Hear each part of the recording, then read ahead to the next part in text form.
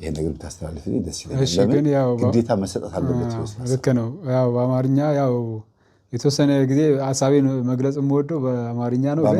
ለመረዳት ሞክሩ። እንትን እያልኩ ላወራ እችላለሁ። እንግዲህ ያው አገፈተው ተከኛ yeroo amma kana baadiyaa keessatti wantoonni ta'amaatu jiru baada milkoo isa jennuun kan waan baay'ee godhamaatu jira. Hubannoo dhabuurraa kan ka'e dhaloonni amma badaatu jira. Dhaloonni tokko tokko amantaa isaanii kan gallakkisanii beekumsa dhabuurraa kan ka'e jechuudha. Beekumsa dhabuurraa kan ka'e jechuun waa'ee barumsa mana bataskaanaa beekuu dhabuurraa kan ka'e hafuurri sobaa seexanni karaa adda addaatiin dhaloota karaarraa jallisaa turte jechuudha. Baadiyaa keessatti wantoonni kabajaman yookiin immoo akka waaqatti sodaataman waan baay'eetu jira yeroo ammaa kana jechuudha. Fakkeenyaaf ateetee callee jedhamaniitoo muka adbaarii jedhamee iddoo adda addaatti kan kabajamu jira jechuudha.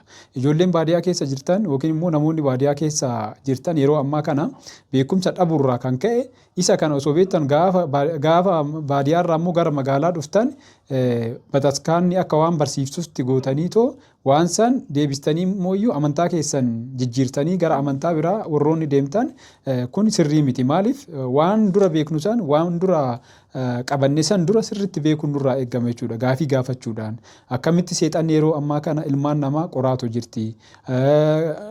Abbaa fi haati warraa akkamitti gara deematu jiru. Maaltu ilmi namaa yeroo duraa yommuu uumamu fakkeenya gooftaa keenya Yesuus Kiristoositiin fakkii isaatiin jechuudha. Maqaa abbaa ilmaa hafuura qulqulluutiin kan uumame hundi keenya jechuudha.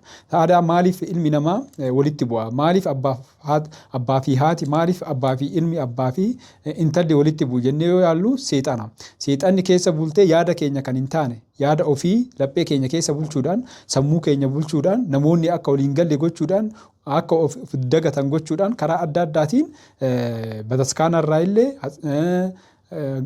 hatiyaatii garagaraa keessas akka seenu nu gochuudhaan karaarraa nu balleessaa jirti waan ta'eef wantoota garagaraa fakkeenyaaf warroonni amaariffaa ageessaan amaariffaan gaxxameenyi yookiin immoo mudata jedhama tasfaayee abarraa kan jedhamu isa kana akka aggeeffattan waan akkanaa keessaa akka baatan inni biraa immoo osoo hin dhageenye dura waan tokko murteessina dura dhaga'uudha.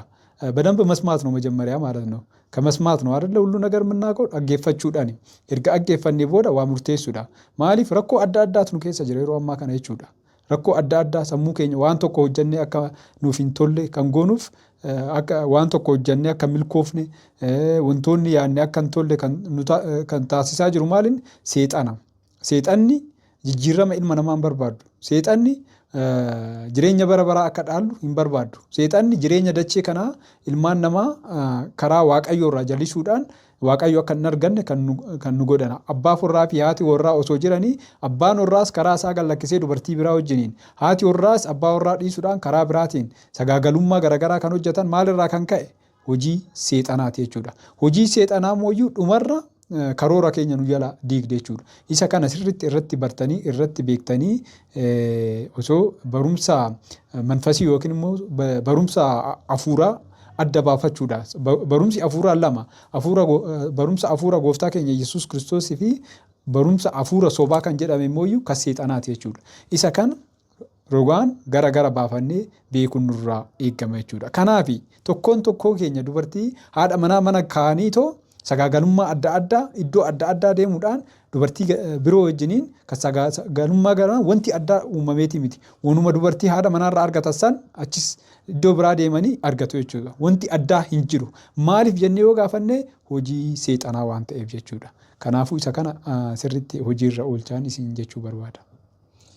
ወደ ምንፍቅናም የሚወስደው ደግሞ ይሄው መንፈስ ያዳልሙት የመንፈስ እንደሆነ በተወሰነ መልኩ ደግሞ ንገራቸው። inni biraa immoo fakkeenyaaf yeroo ammaa kana amantaan gooftaan keenya Yesuus Kiristoos tokkicha.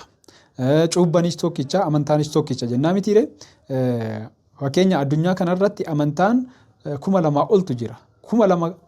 Amantaan 2,000 kun hundumtuuyyuu mooyyuu waaqaan uumamee miti. Hunduyyuu yaada isaa ol kaanii yaada isaa teechisuudhaan maaliif hojii seexanaatiin jechuudha. Hojii seexanaa keessaa immoo fakkeenya maqaan kennameefii jira. Seexana budaan jira, adaalmootii kan jedhamu jira, xaqwaar kan jedhamu jira. Hundumtuuyyuu maqaa dhuunfaa isaa qaba jechuudha. Maaliif hojiidhaaf akka itti tolutti jechuudha. Xoqaar kan jedhamu hin jira. Hojiidhaaf akka itti tolutti hojii isaanii ilmaan namaa irratti hojii garaagaraa hojjetu jechuudha. Fakkeenyaaf abjuudhaan dhuftee dubartiin takka dubartii fakkaattee yommuu nu qunnamtu dubartii osoo hin taane dubartiin guyyaa yaadne sun maal inni kan guyyaa sagaagalummaa hafuurri sobaa ishiirra bulee nu harkisee galgala immoo dhufee ol qunnamnu eenyunni seexana jechuudha. Seexana. Ayina Tsilaa kan jedhamtu jechuudha. Ayina Tsilaa jedhamtee beekamti. Garam nama fudhata suuta hidheetu gara manaafiqee yookiin immoo shakkitoota amantaa shakkitoota jedhamee beekama. Manaafiqee jechuun maxxaraaxar wayim immoo shakkitoota jechuudha. Shakkuudhaan amantaan kun kana ta'innaa inni sirriin kana Iyyasuus gooftaan keenya Iyyasuus Kiristoos qulqulloota ni jaalata. Kan inni jaalate wajjin jaalannaa, kan inni jibbu immoo wajjin jibbina. Gooftaa keenya Iyyasuus Kiristoos qofatti amanna. Isa duuka buuna. Kanaafuu kan inni jibbu hin jibbina. Kan inni jibbu immoo maal inni seexana ni jibbaa, cubbuu ni jibbaa. Isa san jibbaa kan inni jaalatu wajjin jaalachaa seexanni yookiin immoo adaalmootii kan jedhamu kun amantaa keenya akka jijjiirru nu taasisa jechuudha yeroo baay'ee. Amantaa keenya jijjiirree gara manaafiqii yookiin immoo gara shakkitoota akka deemnu nu taasisa. Ergaa achi inni booda yaa'u akka barbaanne jiraanna. Barbaannu surrii uffannaa, barbaannu qullaa deemnaa, waan barbaanne goona jechuudha. Maal jechuudha?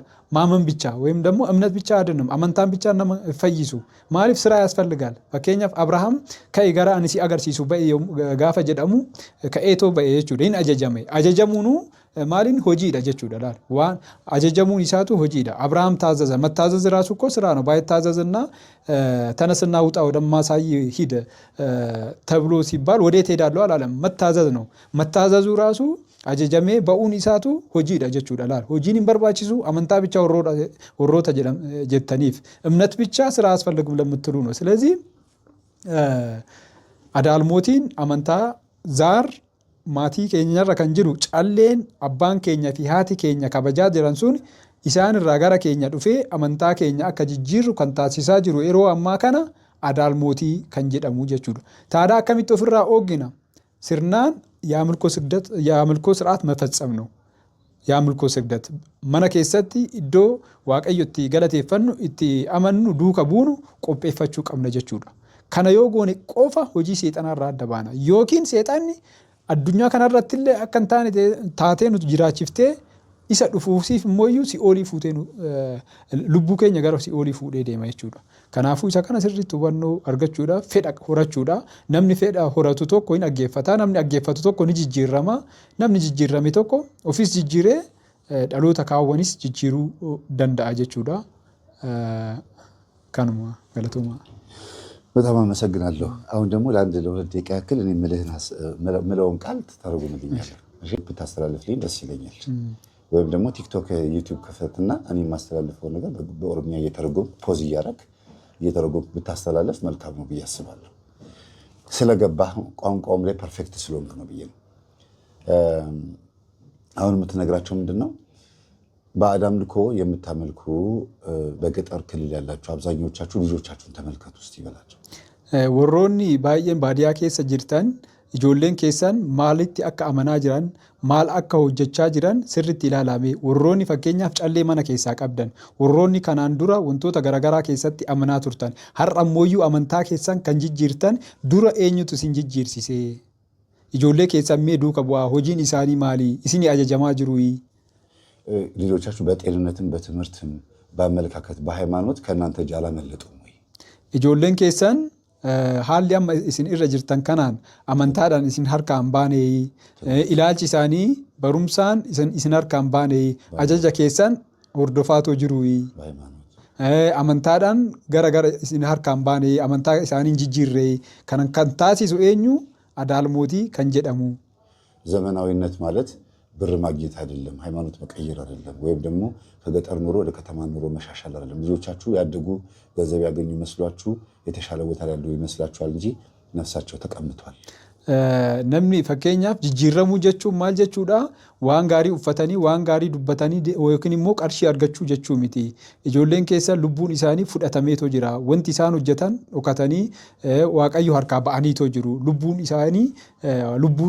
isaanii hojiin isaanii hojii seexanaa waan ta'eef hojii seexanaa waan raawwataniif isin harkaa ba'aniitoo jiru argachuu jechuu miti manfasaayii ta'anii yookiin immoo ijoollee waaqaa ta'anii jiraachuudhaaf kanaa miti kan ጎደሙ ቀቡ ኦርቶዶክስ ሆናችሁ ቤት ውስጥ ከራማ የምታመልኩ ባዕድ አምልኮ ጫት የተጨለ ያላችሁ ልጆቻችሁን በዛ መንገድ ካሳደጋችሁ በኋላ ወጥተው ፕሮቴስታንት ወይም ሌላ መናፍቅ ሌላ እምነት ተከታይ ሆነው ተመልሰው ሲመጡ አዲስ ነገር ጥሩ ነገር ይዘው የመጡ መስሏችሁ ትቀበሏቸዋላችሁ፣ ግን እዛው በዛው ነው ያለው።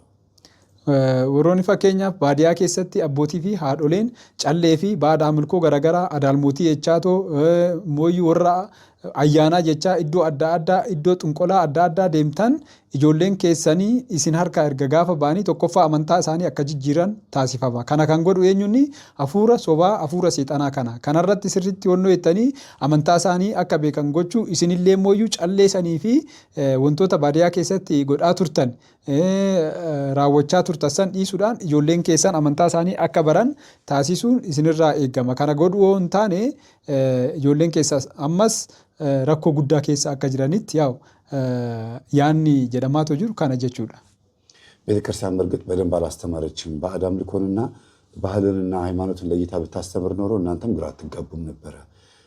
በዚህ በኩል አዳልሞቴን እያመለካችሁ በዚህ በኩል ደግሞ ሚካኤል ገብርኤል ብላችሁ ግራ ተጋብታችሁ ሁለቱንም ይዛችሁ ሄዳችሁት በርግጥ ቤተክርስቲያን በደንብ ባለማስተማሯ ነው እንጂ ይሄ ነገር ባዕድ ነው።